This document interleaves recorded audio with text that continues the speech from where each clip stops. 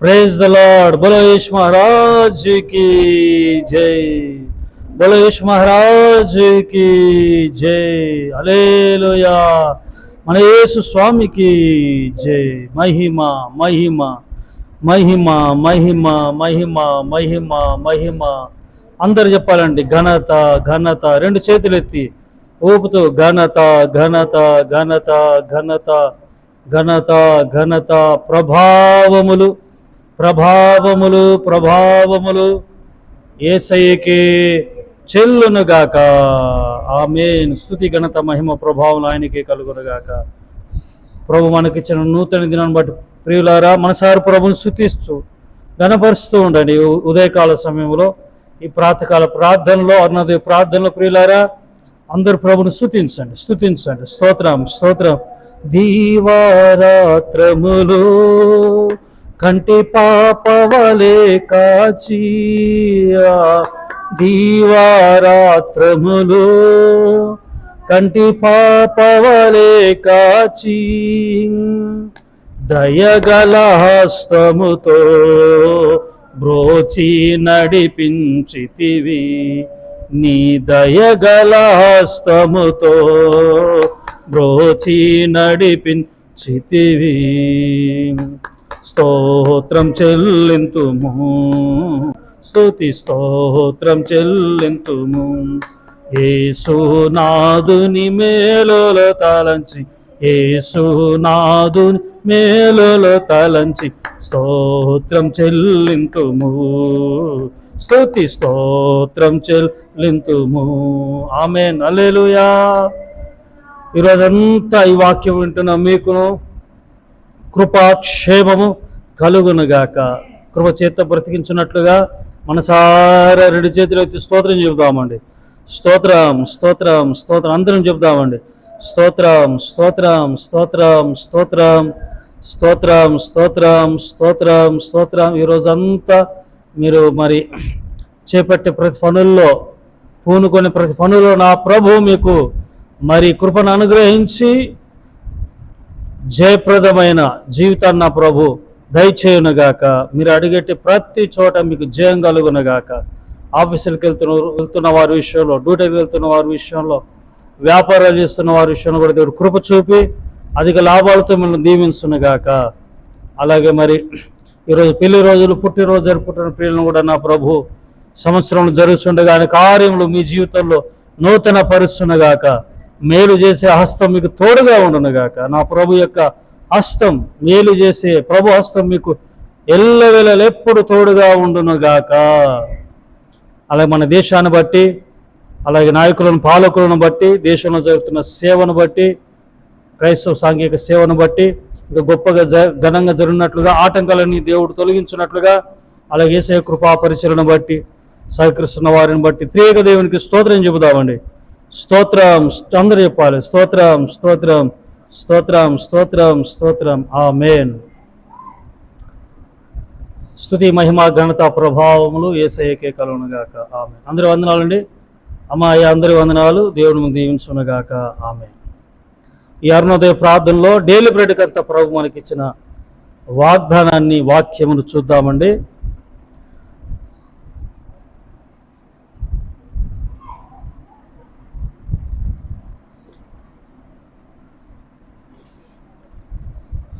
Okay అండి, దేవునికి స్తోత్రం। వచ్చేసేయండి కీర్తనలు 131 మొదటి 3 వచనాలు, 3 వచనాలే ఉన్నాయి కీర్తనలో 131లో, అవన్నీ చూద్దామండి। మరి ఇక్కడ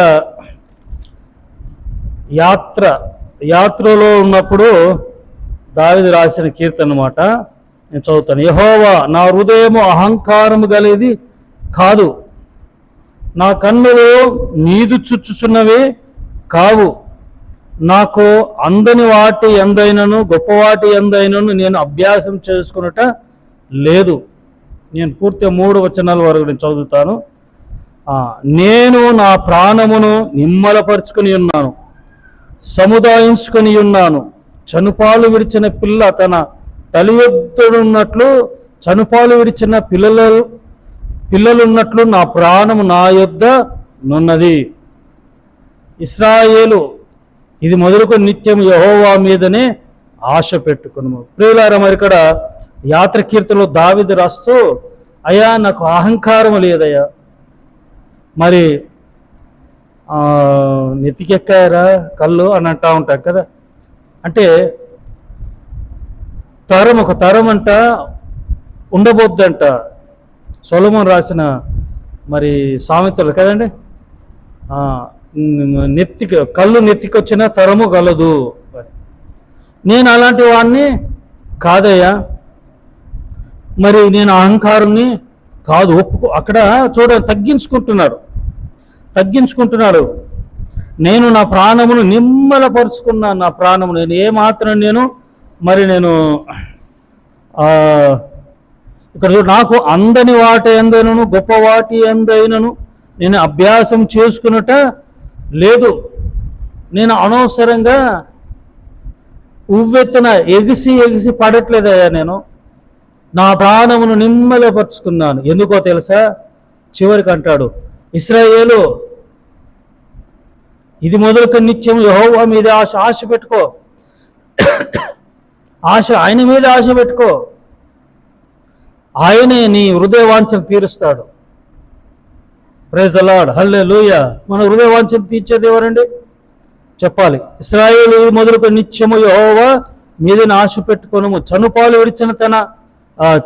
విడిచిన పిల్ల తన తల్లి యొద్ద ఉన్నట్లు కదండి. పాలగా ఆ బిడ్డ ఎక్కడ పోద్ది? తల్లి దగ్గరే ఉంటుంది కదా. ఉంటుందండి. ఒకని తల్లి వాడిని ఆదరించినట్లుగా దేవుడిని హత్తుకొని ఉన్నాడనమాట. ఏంటంటే, నా ప్రాణము నా యొద్దనే ఉంది, నేను ఎటుపోలేదు, నా ప్రాణం ఎటుపోలేదు, నా ప్రాణము నీవే, నా ప్రాణము నీవే, నీ మీదే నేను ఆశ పెట్టుకొని ఉన్నాను. ఓ ఇశ్రాయేలు విను, యెహోవా మీద ఆశ పెట్టుకో, దేవుని మీద ఆశ పెట్టుకో, మనుషుల మీద ఆశ పెట్టుకోకు, మరొకరి మీద ఆశ పెట్టుకోకు. ఆశలన్నీ అడియాశలు అవుతాయి మనుషుల మీద పెట్టుకుంటే. అదే నా ప్రభు మీద ఆశ పెట్టుకుంటే నీ ఆశలన్నీ తీరుస్తాడు. స్తోత్రం చెప్పండి, హల్లెలూయా. ఆశలంటే మన గొంతెమ్మ కోరికలు ఇక అన్ని దేవుడు తీరుస్తాడని కాదు. మనిషి ఆశావాది కదండి. మనిషి ఆశావాది అంటే వ్యక్తికి ఎంతున్నా ఇంకొంత ఉంటే బాగుండు అనుకుంటారు కదండి. కానీ మనం మాత్రము ఉన్న దాంట్లో తృప్తిగా ఉండాలి. ప్రియులా, మరి నా ప్రాణము నా యొద్దనే ఉంది, ఎటు పోలేదు. నేను గర్విష్ఠుని కానయ్యా. నా ప్రాణం నా దగ్గరే ఉంది, నేను నా ఆధీనం నుండి ఉన్నాను. నేను ఇశ్రాయేలు ఆయన మీద ఆశ పెట్టుకో. ప్రైజ్ ది లార్డ్, హల్లెలూయా. ప్రియులారా, దేవుని సంగమా, ఈ వాక్యం అంటే ప్రియులారా, మీ ప్రాణాలు మీ ప్రాణం అంటే ఆ ప్రాణం కాదు. మీ హృదయం ఎక్కడ ఉండాలి? మీ ఆశ అంతా ఎవరి మీద ఉండాలి? దేవుని మీదే. అందుకే భక్తుడు ఆశగల ప్రాణమును తృప్తిపరిచే దేవుడు. మీ ప్రాణాలను నా ప్రభు తృప్తిపరచునుగాక, మీ ఆశలన్నిటిని నా ప్రభు సఫలపరచునుగాక. ఆయన మీదే ఆశ పెట్టుకోండి. ప్రార్థన. పరిశుద్ధుడగు తండ్రి, మీ పాదాల వందనాలు. ఈ వాక్యం ఉన్న ప్రియులను వారి ఆశలన్నిటిని నెరవేర్చండి. ప్రభానికి స్తోత్రం కలుగుగాక. ఇశ్రాయేలు యెహోవా మీదనే ఆశ పెట్టుకున్నాము, ఆయన కృప దొరుకును. అవును ప్రభు, అయ్యా మీ మీదే ఆశ పెట్టుకుని ఉన్నాం. మీ కాడ కృప మనుషుల మీద మేము పెట్టుకోవట్లేదు తండ్రి. అయ్యా అన్ని విషయాల్లో మమ్మల్ని బలపరిచే నీ మీదే మా ప్రాణము మా మనస్సు ఉండునగాక. యేసు నాను ప్రార్థించి వేడుకుంటున్నాను తండ్రి. ఆమేన్. తిరగ దేవుని కృప, తండ్రి కుమార పరిశుద్ధాత్ముడు సదా మీ అందరికీ తోడై ఉండునుగాక. ఆమేన్. God bless you all. God bless our India. Praise the lord.